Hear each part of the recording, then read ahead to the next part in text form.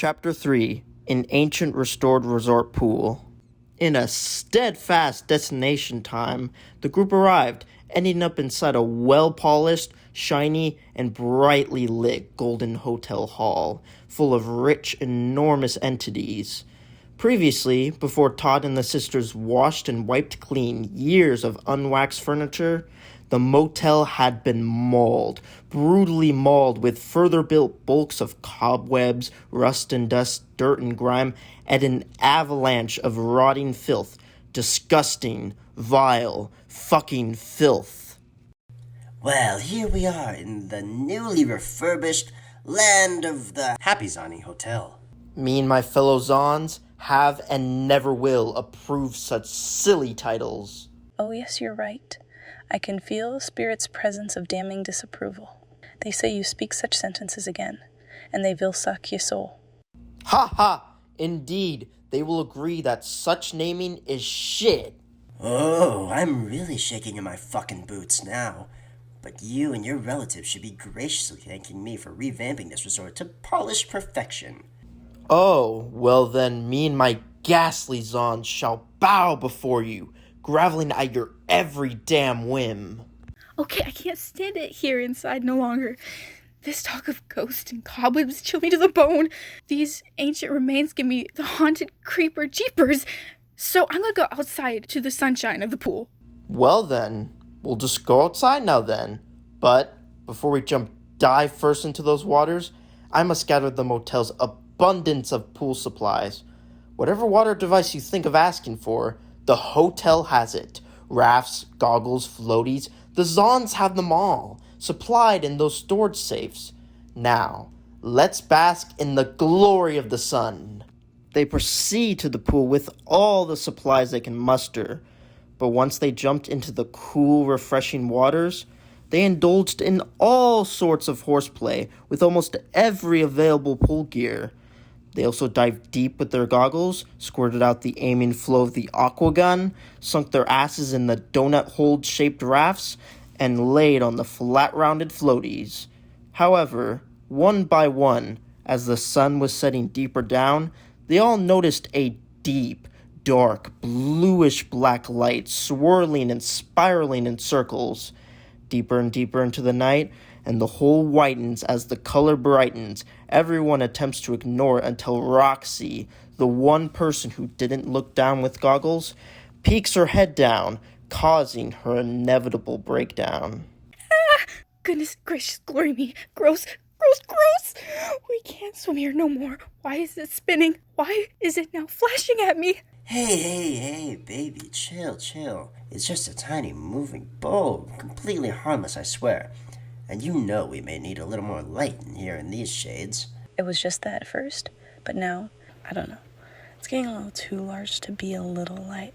And it doesn't stop moving either. It's starting to sort of look like a damn wormhole.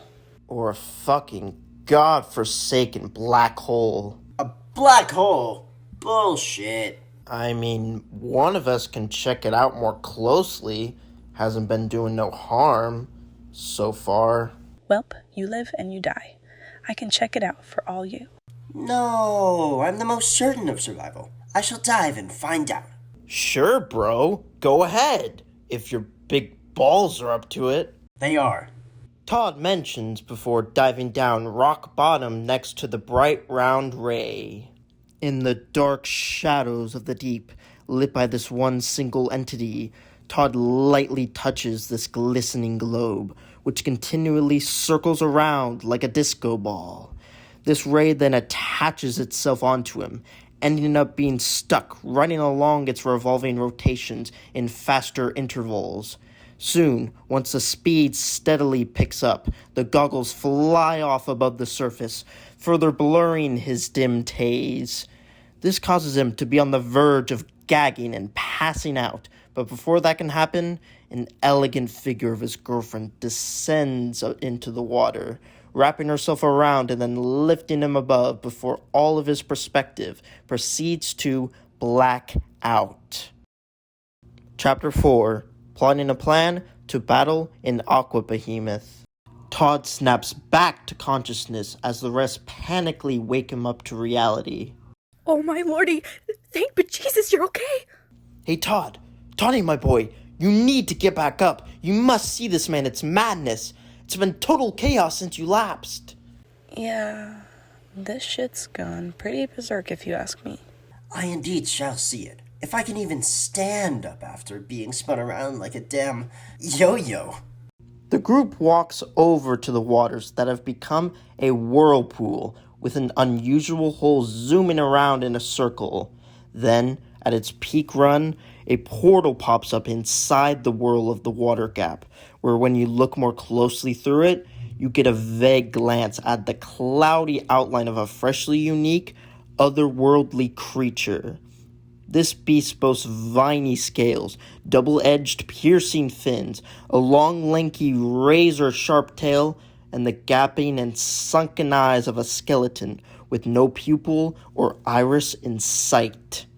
The group stare deeply into the surface to detect details of this cunning creature, giving glances of awe and dread of the unknown hidden horrors this new interdimensional creation will show out of the shadows. So I'm gonna assume that that's not something you've already seen, so in that case, I'm out of here. Don't even know why we're still hanging around a fucking kaiju in the first place. Well, indeed, we wouldn't be fucking around with an eerie, carnivorous creature. We would, though, be attempting escape during your lengthy lapse, Todd. And how long exactly do you think lengthy is, Eli? Look, Toad, the smartass. I myself don't like responding just as rudely, but me and Eli had much more in our minds than counting the precise measurements of length of time without a timer. 37 minutes and 18 seconds, I counted. In my head was all I could think about. Of course. I almost forgot. Definitely something you would do, Rockster Rocks. Thanks, Days. Anything for my love. But during that time, though, I first felt the force of enclosing cluster when I tried pushing through to the door, until the feeling of blocking doom touched the palm of my hand near the handle. I felt and heard the pressure of a presence that denies us an out. It or they don't want us to leave. So, seeming as we're stuck here to battle a brute, you got any clever schemes yet to kill this carnivore, Zahn? You got any quick ideas for me to springboard with? Well, we have some inflated rafts, and those have some brute force, if full enough. Alright then, I can work with that.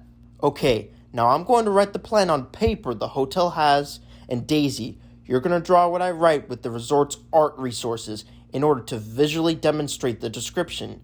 You got all that, babe? I promise to draw it with perfect detail, babe. Alrighty then, let's plot a plan to bash this bastard.